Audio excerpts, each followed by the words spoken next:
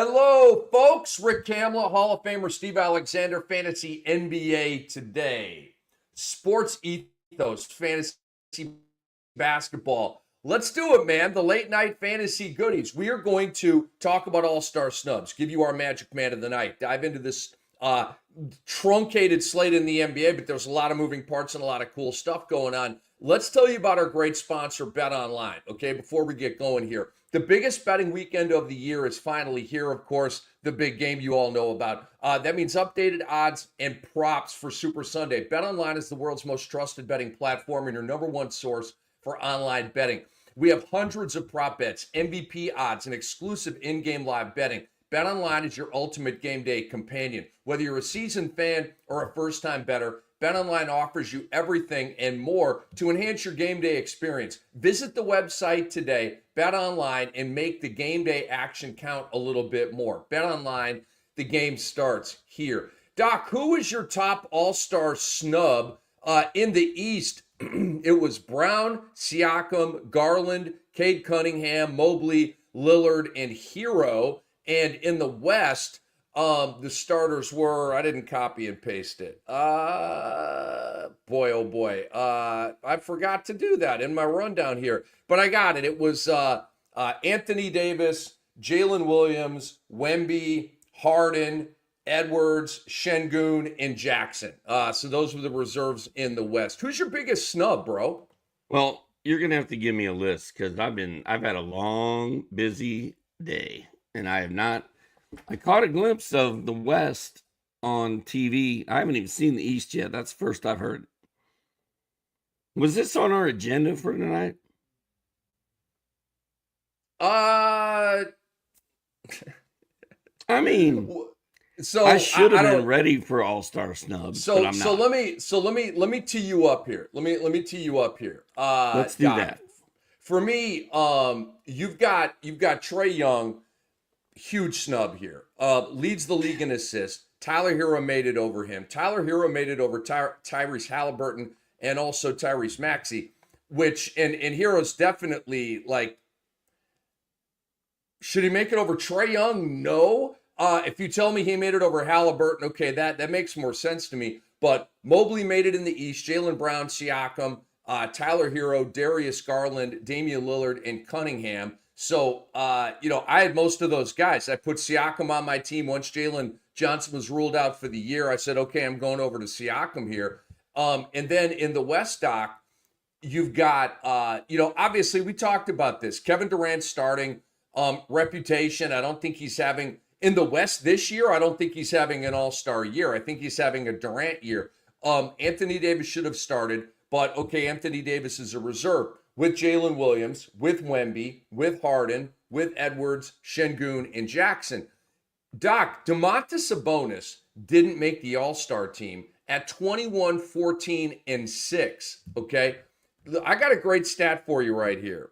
Jorge Sierra of Hoopside. No player in NBA history has averaged 20 points, 12 rebounds, and 5 assists without making the all-star team. It's never happened, okay? And Sabonis could still make it, via Commissioner Silver on an injury replacement thing. But there you go. There's the lay of the land, Doc. Domantas Sabonis and Trae Young are having historic years, and they're not all-stars. Both of those are ridiculous. Ty Halliburton and Tyrese Maxey are also semi-ridiculous. I understand the Sixers suck, so that hurts Maxey. If the Sixers did what they were supposed to do, Maxey be an all-star.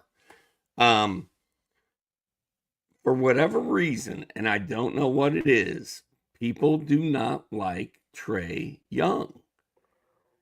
He's been snubbed before. This is not the first time, or probably even the second time, that this has happened. People don't like him. Coaches don't like him. And I don't really know why. Especially with this Hawks team this year, he's been driving the train, but he's got other mouths to feed, and he doesn't have to do it all by himself. And he's been like a really good soldier and a really good player this season. I'm actually kind of shocked that Trae did not make the All-Star team. And then far as Sabonis goes, I don't know that Jaylen Brown should be an all-star. I know the Celtics are good, and I know he's in the East. But as far as Sabonis goes, I'm not sure who I'd knock off that team in his place, but he should have been there. Like those are pretty bad snubs. They are, man. The Jaylen Brown thing, I think Jaylen Brown is absolutely an all-star. And you bringing that up brings up an imbalance in the East and an imbalance in the West. In the East, there aren't a lot of front court guys. There's too many backcourt guys. Tyrese Halliburton and Tyrese Maxey and Trae Young are not all-stars, okay? And it's not like anybody's to blame for this. It just is what it is with the way the talent stacks in the East. But in the front court, Doc, you've got Mobley, you've got Jaylen Brown, and you've got Siakam, okay? and that's what the front court reserve stacking looks like. In actuality, that's how I have it as well. Jalen Johnson knocked on the door of it. Bam Adebayo knocked on the door of it, although he's not having a great year. Jarrett Allen knocked on the door of it. Vucevic might have even knocked on the door of it, okay? That's not a great collection of bigs in the East outside of Giannis, Tatum, and Towns at the top. It's not. But the guards, there's too many of them even to make the team. And you go to the West, Doc, and then it's the exact opposite, okay? Because there's too many bigs to make the team. Domantas Sabonis did not make the All-Star team. I mean, it's a freaking joke that he didn't make the All-Star team, Doc, but he didn't. And then, you've only got a couple of guards on the reserve spot. You got Davis, you got Williams, you got Wemby, you got Şengün, and you got Jackson. And then you've got, basically Edwards and Harden are the only guards on the reserve side in the West. So it's just weird how that's completely flipped around, guard and forward, East and West, man. But should Sabonis not be on the team in front of either Alpi or Triple J, Jaren Jackson Jr.? No, because Jaren Jackson Jr.'s... Go ahead. Yeah, I thought you were asking me a question. I'm saying no because we're talking about Team 2 and Team 3 in the West, and Şengün and Jackson both have amazing numbers. To me, with all due respect, Kevin Durant should not be on the All-Star team. And I get it, reputation, and he's a starter, so it involves media vote and fan vote and all that kind of stuff. But Kevin Durant is literally bleep blocking Domantas Sabonis. He's the reason Sabonis is not on the All-Star team.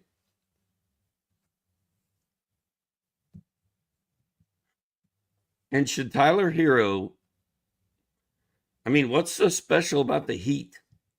Should Hero be on the All-Star team in front of these guys? In front of Halliburton or Trae? No, he should not. I don't understand. Dude, the Hawks getting disrespected again. How about the Kings, dude? De'Aaron Fox, all-star stat line. There's no question about it. He's got a freaking all-star stat line. Domantas Sabonis doesn't have an all-star stat line. He's got a Hall of Fame stat line going here. Will Chamberlain's in heaven looking down like, are you freaking kidding me, bro? But, those markets are getting dissed here, man. They are. So that's what's up with the All-Star game and who made it and who didn't. And like Doc and I have been saying, yeah. So when Anthony Davis pulls out of the All-Star game, because he's hurt, and he probably will be hurt, and he's fragile. If he pulls out of the All-Star game, or if one of these other guys gets hurt, what would happen if Sabonis got invited as an injury replacement and said no? You know what? I'm going to hang out with my family that week, bro. What would the ramifications be? They wouldn't be good. The league insists on it. It's basically, I've never heard of a situation where a guy has done that. Guys are stoked to make the All-Star team. Usually it leads to more money in their contracts, but obviously it's resumes or it's bullets on your resume and all that kind of stuff. You hear all the time, Derek White was on vacation. Team USA last summer was like, Derek White, we want you. He was like, okay, bye, fam. Like these guys, when they ring the bell, they answer it. So I don't think that would be the case. Also, Doc, Domantas Sabonis is one of the nicest, coolest, most laid back dudes. So he'd be like appreciative to get that nod by the NBA, And I think he will, because that's a great point. I don't anticipate that Davis will be able to play in this game. So Sabonis is probably going to make it. The better question would have been, now that Trae Young's been snubbed 4 times. Hey, Trae, come play in the All-Star game. I'm good. I'm fine. Y'all go do you know what to yourselves. Because this dude, what's he gotta do? What does Trae have to do? He's had better seasons than this. I totally. I mean, he's had 27 and 12s that didn't make the All-Star team. There are 2 coaches, Doc, who have lost their jobs on Trae Young's watch, and I'm not gonna use the cliche here because I just don't want to. But did Trae Young have something to do with those guys losing their jobs? If Trae Young would have gone to bat more for them, Lloyd Pierce and Nate McMillan, would they still have their jobs? The star player usually gets to pick the coach. Just saying. I'm not judging Trae. He made decisions he had to make. I'm just telling you that coaches are pissed at Trae because of that. And it's a fraternity, and these coaches stay together, man. They're all buddies. They all go and view each other's stuff, and most of them are buddies, dude. So the coaching community to me is like, bleep you, Trae Young, for how you treated Pierce and McMillan. I have a comment to make. Let's say Aaron Brewski and I were doing this show right now. Brewski and I do not hang out with NBA players. We have not been on broadcast teams with NBA players. We have not had every meaningful NBA player on our show, throughout the last 20 years. You have a more in-depth and better understanding of the intricacies of what's cool and what's not cool as far as the NBA goes. I mean, I'm just a fantasy guy. I don't have the knowledge that Sam Mitchell poured into your soul for however many years that was. I'm sure you learned as much from Sam Mitchell as you probably learned from your mom. That dude probably schooled you. Like, Rick, no, that's not cool. That's not how this works. I don't have that. So having you, and I'm not just trying to blow sunshine up your whatever, but having you on this fantasy show and talking fantasy stuff and getting into the details like that is very helpful to all of us, really.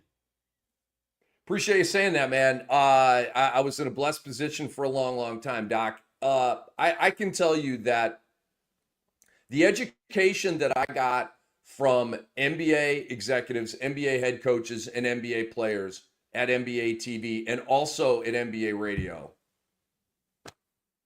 I mean, it's like the other half of me. You know what I'm saying, Doc? There's the half of me that you and I, going back to the fantasy show on NBA TV, and there's that half of me. There's the reality half of me as an anchor, play-by-play guy, and all that kind of stuff that those guys fed. And I had the skills and the chops and all that kind of stuff, but I didn't have the wisdom. I didn't have the knowledge. You brought this up in a text or something. You remember the thing where Isaiah Thomas and I are on the game at the Las Vegas Summer League, and he went ballistic on Ben Simmons for not playing? Do you remember that? So yeah. To be there for that type of stuff and to hear Isaiah Thomas go nuclear on a rest EMP in a Summer League game that obviously is a pretty historic piece of sound, man. Yeah, I was blessed, dude. I was blessed. All right. Am blessed, I should say. Andre Lemouche loves the chime-in series. Our great producer, he says, in 2021, it was reported that Jimmy Butler refused to be Durant's replacement because of Bam not being on the team. Jimmy Butler. Jimmy Butler. How'd that work Well, out? he's a rebel, isn't he, Doc? He's some kind of rebel. I don't remember that whole story and how that all went down, but I know it's extremely rare. Guys are very stoked to get the All-Star invitation. Anyway, Doc, are you ready to move on to your Magic Man of the Night on this truncated Thursday night? I am. I'm going to go with Anthony Edwards. I don't know how many times I've said on this show, every time I look at his box score, he's 5 of 18 or 7 of 21. I say it over and over again. And he has turned a corner, right? Like, I feel like Ant is coming on, and he's coming on hard. Tonight, against a horrible Utah Jazz tank fest, 12 of 18 shooting, 6 triples, 36 points, 6 boards, 11 dimes. That's probably a season high. 3 blocks, and a huge win. And I feel like Ant has turned the corner. Don't look now. The Wolves are 27 and 21, 15 and 11 on the road. They're starting to get it going. And I don't know what the secret sauce is. Maybe it's the fact that Mike Conley didn't play in this game. And we got Nickeil Alexander-Walker in the starting lineup. Solid game. Rob Dillingham finally popped for one. Blowout didn't mean much, but Anthony Edwards is my guy, and the Timberwolves are looking good. Yeah, I like it, Doc. He had the big game that we foretold in the head-to-head with Durant, and then I was off of Edwards in this one for the blowout factor, but I mean, he was amazing. Point Ant-Man was in full effect. My Magic Man, Doc, and this is going to be a win or lose take here, is Jalen Green of the Houston Rockets, and we'll get into this. Alpi Şengün didn't play tonight, and so Jalen Green had to be the number one, and he's been very good in that role. This game was at Memphis, tough place to play. And remember last night, Wednesday night, we told the people to play the point prop over on Jalen Green, who would average 30 in the first 3 meetings with Memphis this year. He's at 25 right now. And last I checked, they were in a timeout. Here they are to inbound the ball. Houston is down 1. They've got it with 5 seconds left. They've got it with 4. It's Van Vliet for the lead. No, Amen tips it. Tipped up, and the clock expires, and Memphis wins the game. But Doc, Jalen Green is my Magic Man, even in a losing effort here. 25, 6, and 5, 5 threes. I like that he stepped up as the number one. He is an all-star snub, and he showed well tonight. They did not win the game. And also, and very, very importantly, he cashed in for us on the point prop over that we foretold last night. So Jalen Green is my Magic Man of the night. Great game. I'm excited to talk about that one, man. This Houston team is no joke. They lost that game. They fought, man. That was a battle. So let's go to that game since we're on it right now, Doc. And there's a lot of angles here. Memphis wins at 120 to 119. It is the first time this year that Memphis has beaten Houston. Houston was 3-0, okay? And no Şengün, so you put an asterisk on it. And I believe that Houston still has Memphis's number. But, Doc, and Houston does have the head-to-head tiebreaker, which is in play here, because with this Memphis win, there's only a half game separating the number 2 Houston Rockets and the number 3 Memphis Grizzlies, okay? This was a huge regular season game. Now, we'll get to the Memphis side here in a minute, but how are you feeling about Alpi Şengün missing this game, dude? It's a calf injury, which I already don't like. You know me, I'm a 1 + 1 = worry guy, and right now we're 1 + question mark. So where you at with Alpi Şengün here? I didn't see this one coming, dude. Yeah, it was kind of surprising to me as well. Like you said, it's one game. And yeah, it was a big game. And yeah, if he plays, they probably win. That's okay. If it wasn't feeling good and he needs a couple days off, take a couple days off and get right. I mean, at this point, the Rockets are 32-14, right? I want Alpi Şengün healthy for the playoffs. We're at that stage of the season for the Rockets. Fred VanVleet comes to you and says, "Man, my ankle hurts today. I don't feel it. Doesn't feel right. Take the night off, buddy." I want everybody here for the playoffs. I don't really care about seeding. Like at the end of January, I'm not worried about seeding. I'll worry about that at the end of March. Right now, I just want everybody healthy at the end of the season. And if they had any concern about Şengün at all, let him sit out. I don't think it's a big deal. I don't have a really bad feeling about it. But like you, anytime you hear the word calf injury, it's sort of like groin, right? Like, that could be bad. But I don't feel that way with Alpi. I think he's okay. Soft tissue, it evokes an uh-oh. All right, so let's get into the ripple effects here. We're not going to go too far with the Şengün injury again. If we're on the air next week, and he's now missed 2 or 3 games in a row, different conversation. Steven Adams showed you, and by the way, he's still one of the best percentage-wise offensive rebounders in the game. He's the backup to Şengün, and he's been playing very, very well. Steven Adams, double-double tonight, okay? The guy can still play. And Steven Adams against who? His former team. Playing well, shocking, right? And which brings us to Dillon Brooks. So we hit the point prop over on Jalen Green, cash. We hit the point prop over on Dillon Brooks. You remember, Doc, on the way out of the conversation of this game, we brought that up. We're like, you were like, it's going to be 12.5 or 13.5. I'm like, hello, we're going over on that. Dillon Brooks had 20 what in this game? 22. Okay. So 14.5. He was 14.5. So I did a parlay with the Lakers winning, Rudy Gobert a double-double, and DeAndre Hunter scoring like 18 points. Hunter crushed it. The Lakers destroyed, and Rudy Gobert in a blowout had 9 rebounds and like, I don't know, 14 points or something. So, dude, are you serious? It was a bad beat by 1 rebound, but I backed it up with a Dillon Brooks loner, just score more than 14. Yeah, score more than 14. And he had 14 for a while, but he caught fire late and hit a 3, hit a couple buckets, scored 22. So we broke even. I'm okay with that. All right, good. I'm glad you broke even on that.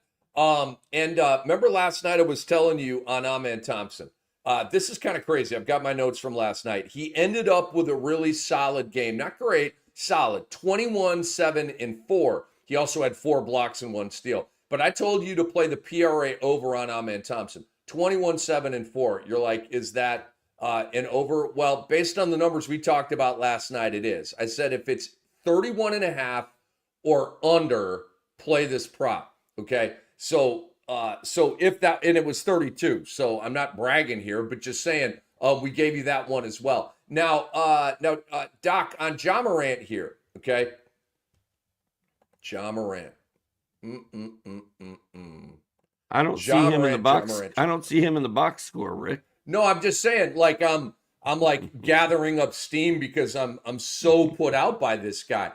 Shoulder injury. I think he was in, then questionable, then doubtful, then out. Okay. So again, I will never draft him again. And I don't want to give you all the idea that I hate Ja Morant. I'm not out on him as a dude or a player. Just as a fantasy player, I am completely out. Folded, closed up shop. There's the neon sign that says open in my store is dark. Okay. I'm out in fantasy. I'm going to ride it out this year, and I'm going to get half man, half amazing, Vince Carter style. I mean, Doc, he can't play 2 games in a row. He plays, and then, oh my God, I need a break. And then so he's got to take off the next game. It's 1 in, 1 out. It's so annoying. But I found it interesting that Luke Kennard started over Scottie Pippen Jr. for Ja Morant tonight. How did you process that? And Kennard played pretty well. I didn't expect that. Pip only got 12 minutes. 12. it used to be automatic. Jaws out, you play Pippen in any format you can find. Not anymore. Luke Kennard has been building up to this. Like, he's played very well for like the last month and a half, and really the whole season. I mean, he's been there.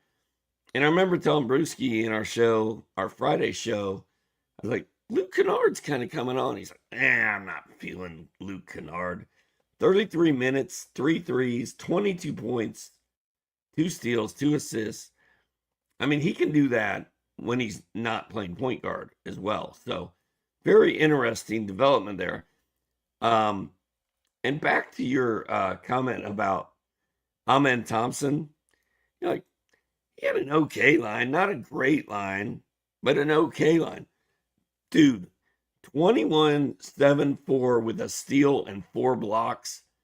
To me, that is a great fantasy stat line. Amen Thompson is going to be a monster in this league. That's a great stat line. I don't care. That is Dr. A, FSWA Hall of Famer, also known as Steve Alexander. I am Rick Kamla. We are the Fantasy NBA today. Andre Lemouche, our producer, with us as well. So, Doc, anything else on Houston and Memphis? You ready to move on to the Hawks and the Cavs? Shout out to Tari Eason's double-double. He had 13 points, 12 boards off the bench. He doesn't do it every night. It's kind of up and down. It's crowded in Houston, man. But they've got their rotation set. And Tari Eason's going to play 27 to 30 minutes almost every night. Jaren Jackson Jr. was big in this Memphis win. And he was solid, man. And he was impressive. Zach Edey, where are we at with him, Rick? 17 minutes, 5 points, 2 boards, 0 blocks, wearing a face mask. I'm not letting you get out of this without telling me if you're still thinking Edey is must-have. I think he's must-have. I do. He had a dreadful game tonight against a really good Rockets team. But Doc, in the previous games, and I love that you're busting my balls about this. I mean, he sucked. He was 5-2-2. Previous game, 9-11 with 3 blocks. Previous game, 19-7 with 4 blocks. Previous game, 13-11 with 2 blocks and a steal. So there's some goodies here from Zach Edey, man. I'm going to make a note of this.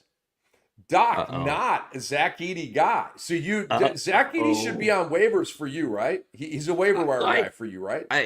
I was very high on Zach Edey coming in, but he'd get hot for like 2 games and then go away, and then he'd play well, then he'd go away, now he's back from the injury, played well, goes away.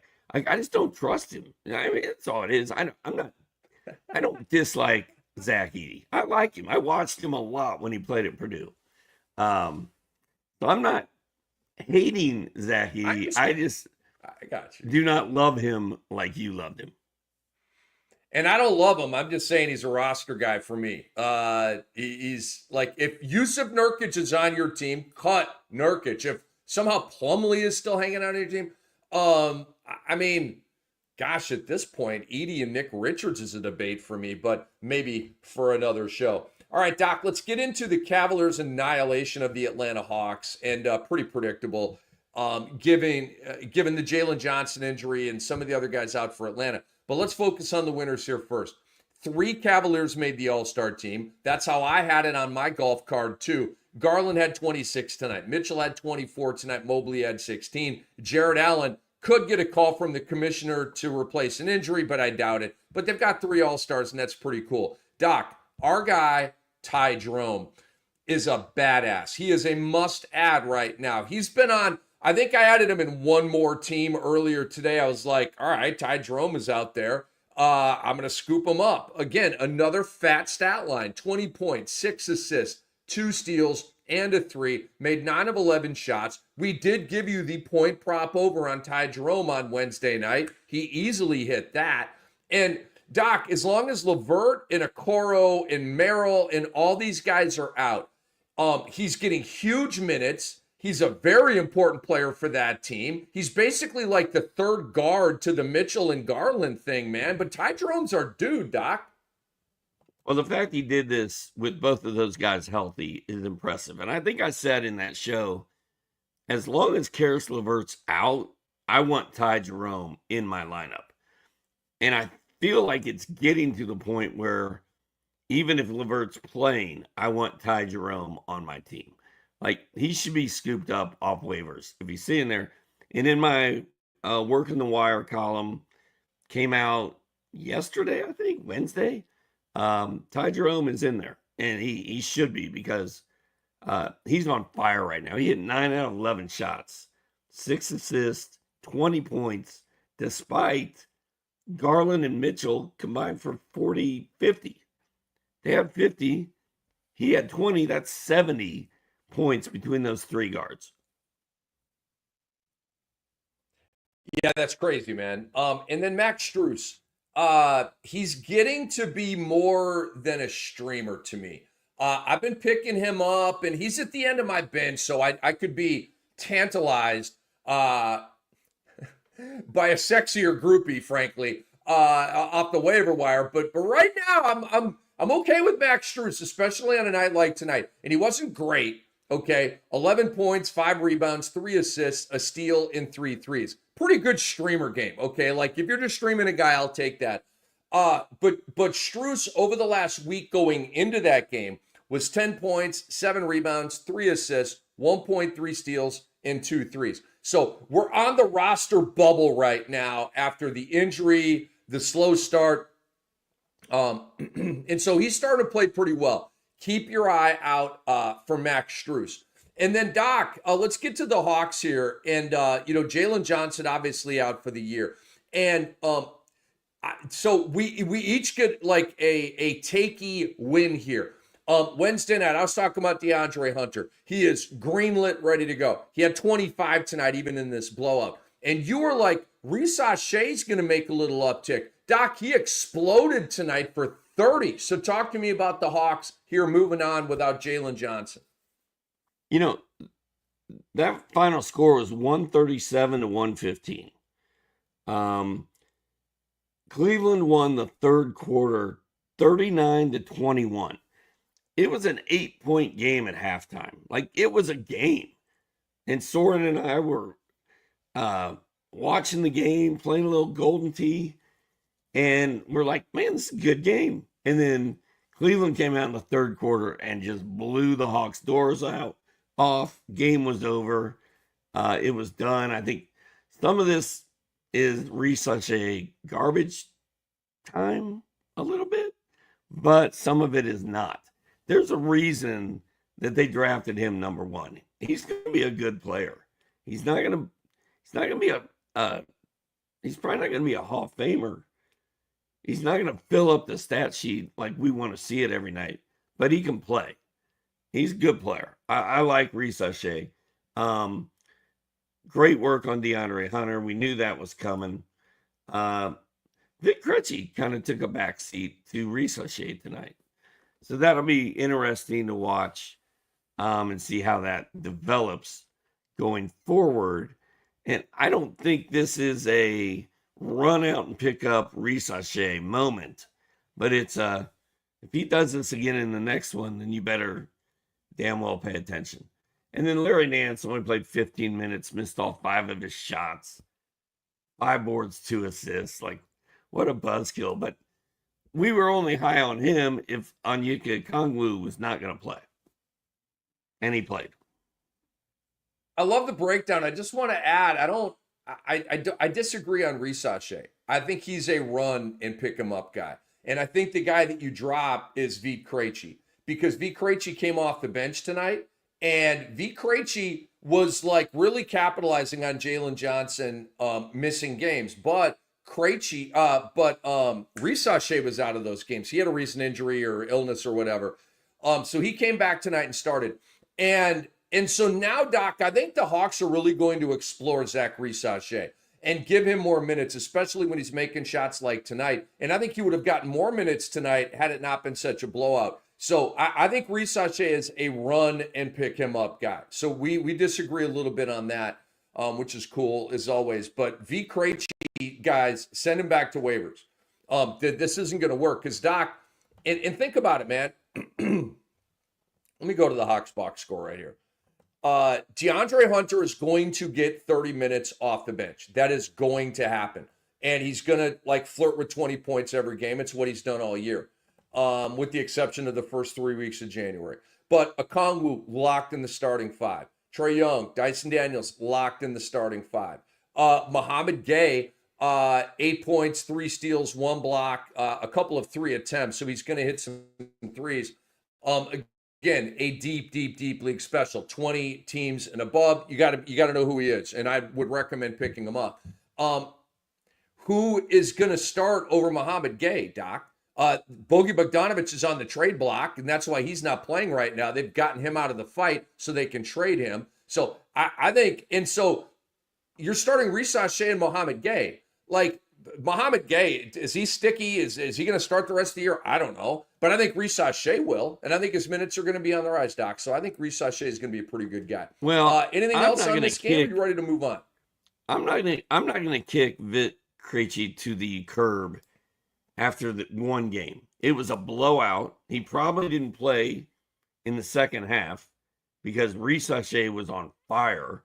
The Hawks have lost 7 games in a row, and Jalen Johnson, I'm guessing, was not around for all 7 of those. So I think they're trying to figure out what the best plan going forward is. They tried Krejci there for a while, didn't really work. He was playing well. Like, yes, his last 3 games were 36 minutes, 34 minutes, 35 minutes.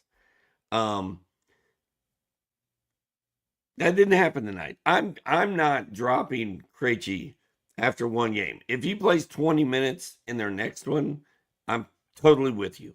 But I'm not abandoning ship just yet. But damn, man, the Hawks need to get a win bad. But they've been playing pretty hot teams. Cleveland, Houston, Minnesota. Like, that's their last 3. Those are tough. There's a fundamental difference between Doc and I, okay?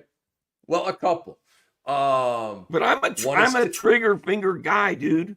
Like, if a guy not like me, what have you done? What have you done for me lately?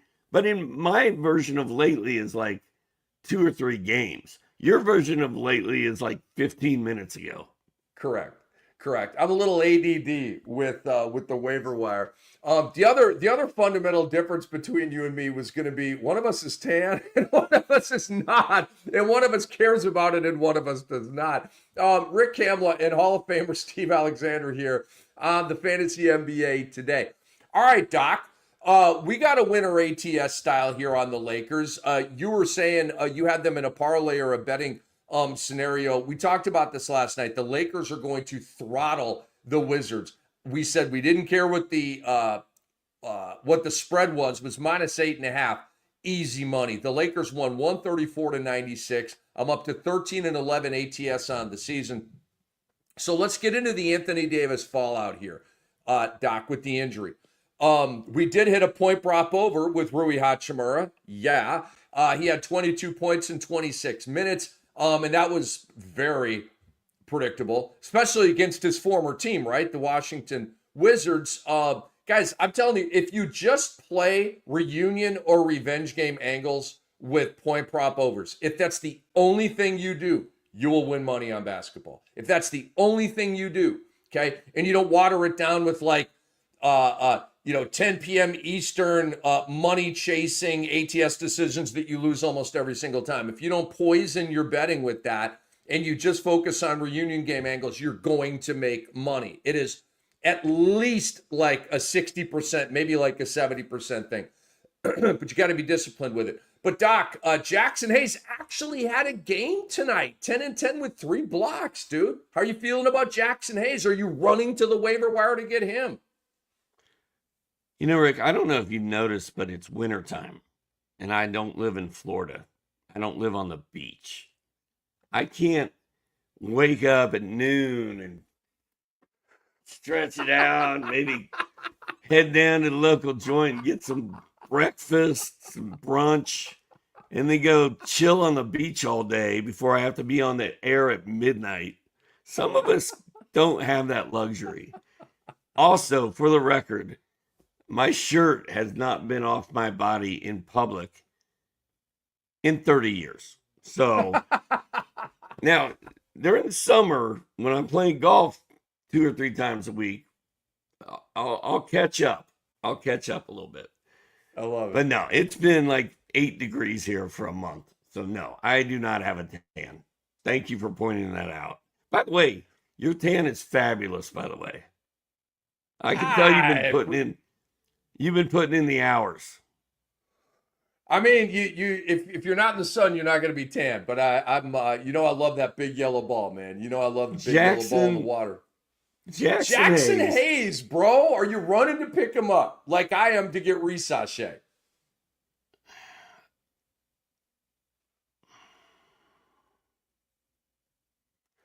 I'd rather have Hachimura. But maybe it's Jackson Hayes. I mean, yeah, double, man, with 3 blocks. And, last night we were like, Jackson Hayes. What'd you say about Jackson Hayes last night?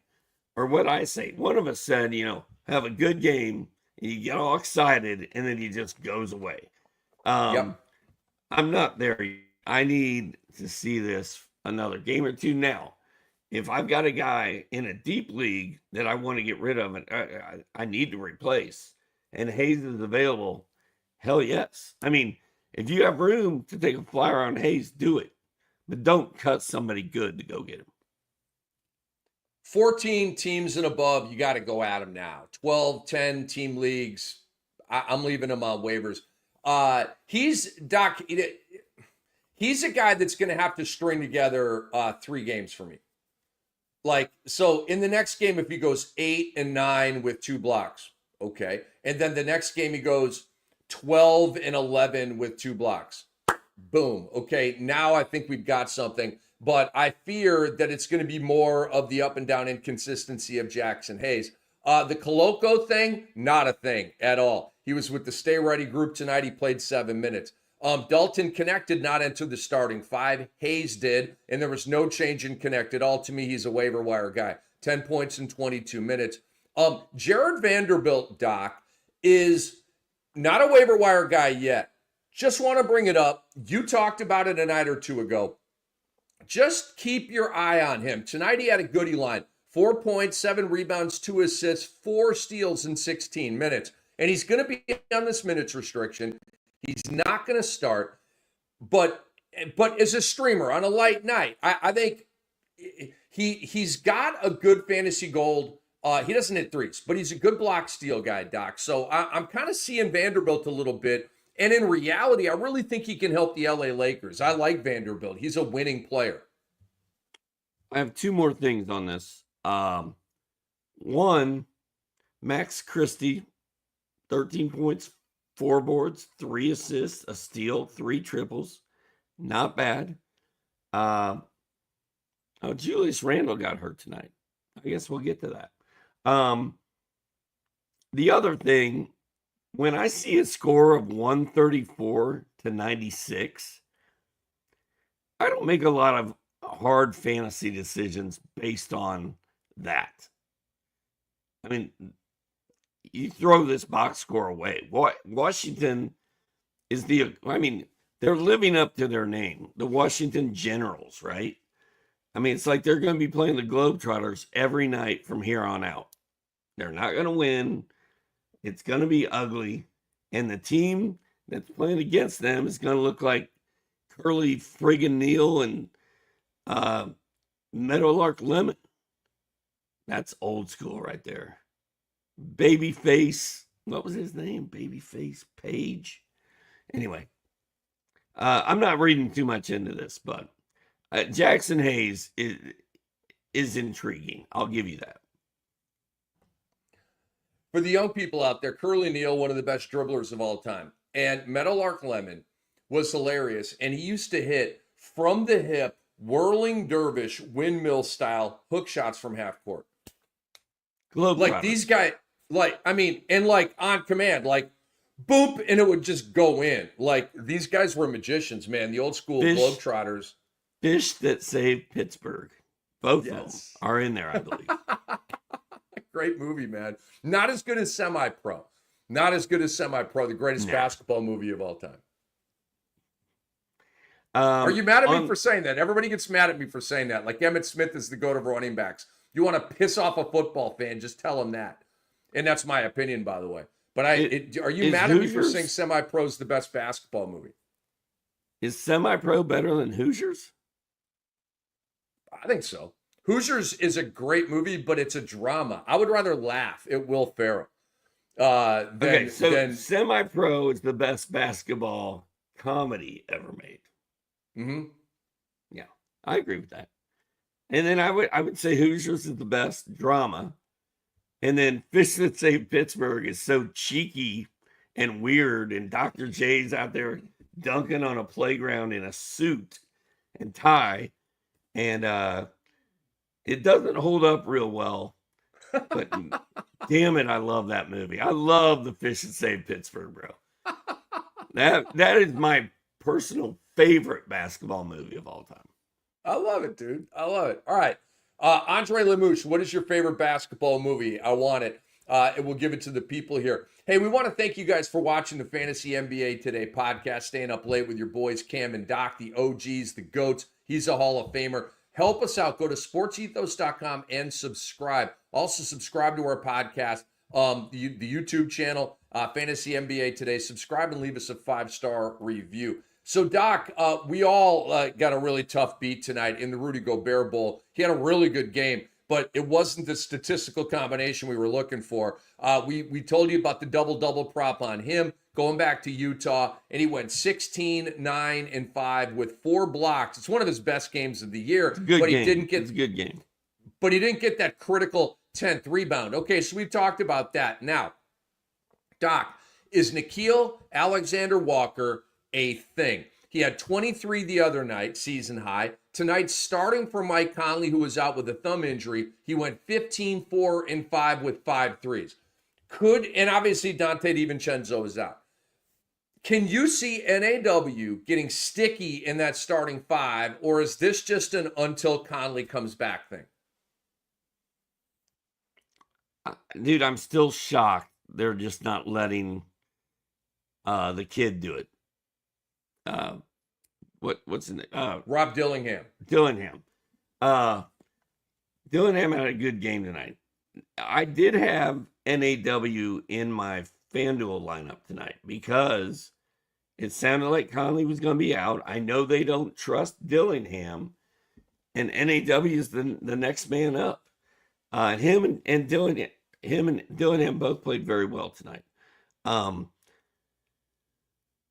Minnesota's playing well. If I was them, I would probably let Mike Conley coach in the locker room, come off the bench, run the second unit at times, and mentor Dillingham. I would like seeing Nickeil Alexander-Walker finally get a shot, dude. He's a good player, and he's never really been given a chance to have a starring role with any of the teams he's been with or any of the years that he's played. I think he's in year 5, something like that. Maybe it's time for NAW. Would you rather pick up Jackson Hayes or NAW? Great question. I'd rather pick up Zachary Sachet. Ooh. And I would rather pick up Ty Jerome than any of them. But Jackson Hayes is a wait and see for me. NAW is a wait and see for me, Doc. I've been pump faked by him before, and I've been tantalized by. Remember when he was in New Orleans and he was putting up big stat lines, right? And then the next year, I was geeked. He was a sleeper for me going in, and I forget even the team he was on, and he crapped the bed. I mean, it wasn't even. Like, he was sent back to the waiver wire before the first month of the season was over. It was that bad. And I was pretty high on him. So I've been pump faked by him before. I need to see more.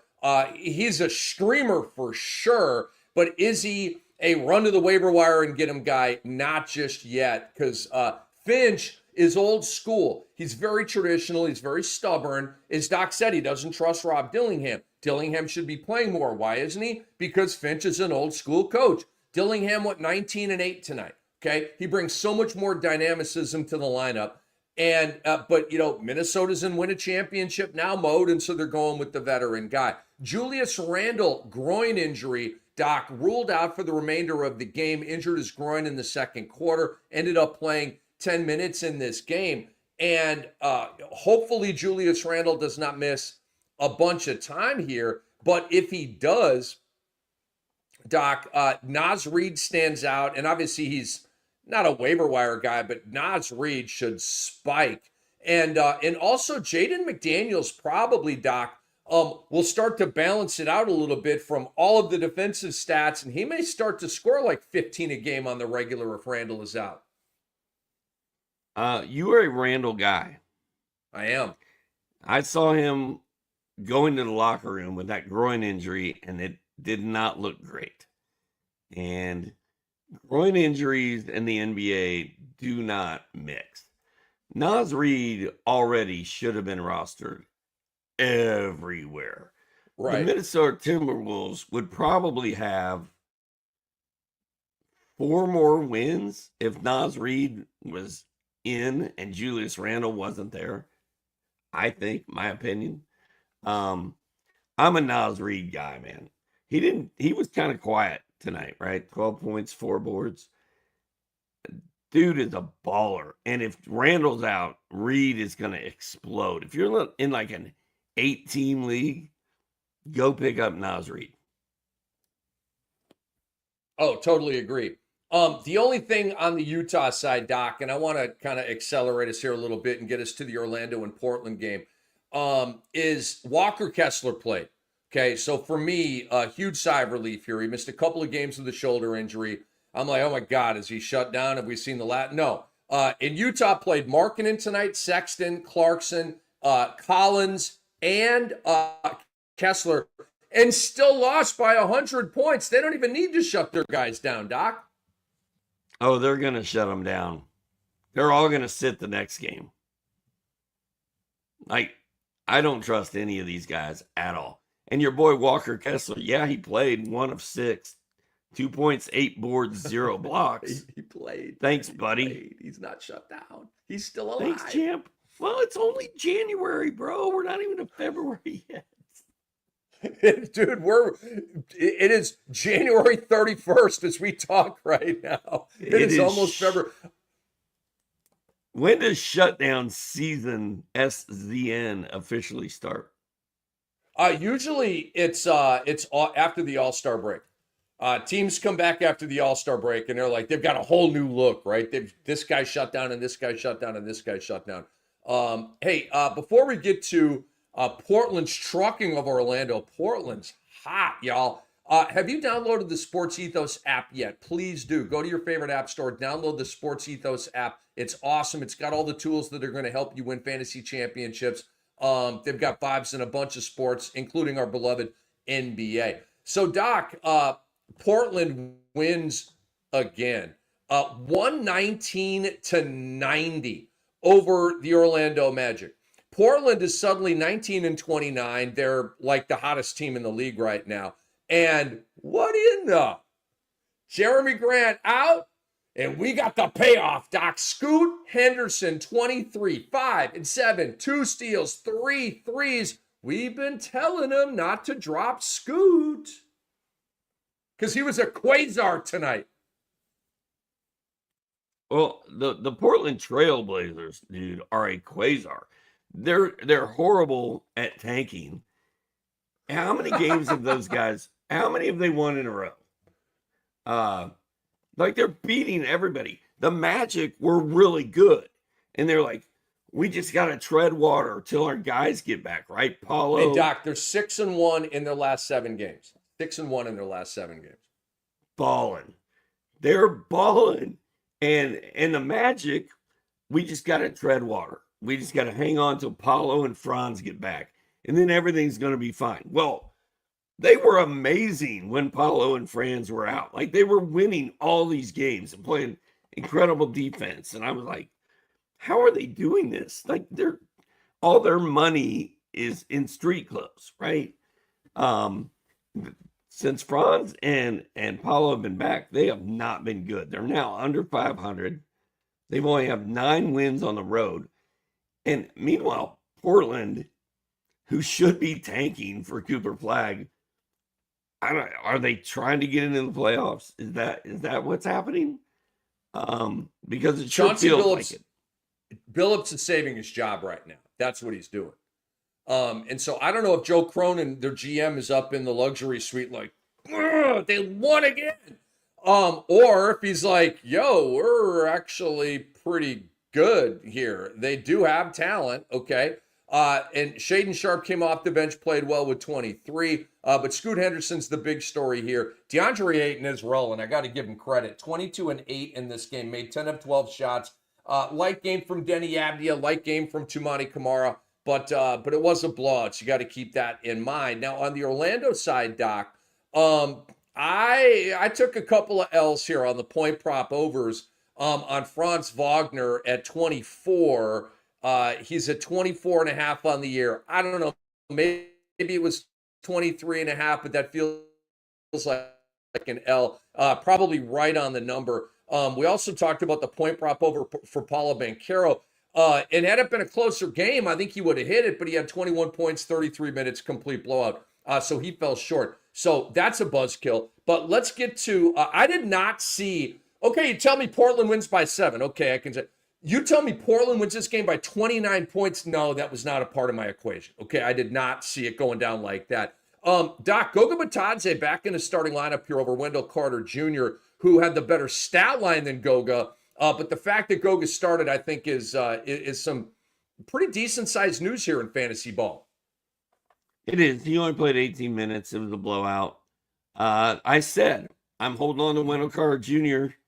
until Goga gets his job back. Well, it looks like Goga has his job back, but man, the outcome and the way Orlando's playing is rough. What I really didn't like about this game is Anthony Black only got 19 minutes, and Cole Anthony had a much better stat line. Like, Anthony Black was a disaster tonight. Again, it's one game. It was a blowout. I'm not totally panicking. I'm staying with Black until Suggs gets back. But I'm also going to be watching to see what these two do in their next game. Scoot Henderson riddled Anthony Black in this game, and it's one game. Portland all of a sudden is a house of horrors, right? They're a buzzsaw, and Anthony Black's still a young guy. He did not fare well with that. Doc, any last vibes before we get out of here? I'm out of vibes. My chamber is empty. I have one more vibe, and then I'm done. The fact that we did not mention the Washington Wizards or their box score one time, I like it. What a bunch of garbage. Jordan Poole, whatever. Just wake me up when Corey Kispert starts scoring 25 a game. Wake me when my boy Champagne's getting 24 minutes a game. And wake me up when Kyle Kuzma gets traded. Jordan Poole, go hug a cat or something, okay? He's going to be hugging lots of cats after he's shut down here in a couple of days. All right, we are out, ladies and gentlemen. It's been a great week of ball. Doc and I will be back on Monday. For Andre Lemouche, our outstanding producer, for the great Dr. A, I am Rick Kamla. Thank you all for joining us. Tell everybody about this show, Fantasy NBA Today, on our YouTube channel, and the variety of other places you can check this out. But we appreciate you all. Have a great weekend. Good luck with all your wagers. Good luck with your fantasy decisions. And keep in mind, we have a massive trade deadline show for you starting at 9:30 a.m. Eastern on Thursday, February 6th. And this show right here was proudly presented by Bet Online. See you soon. Draft Day Marathon.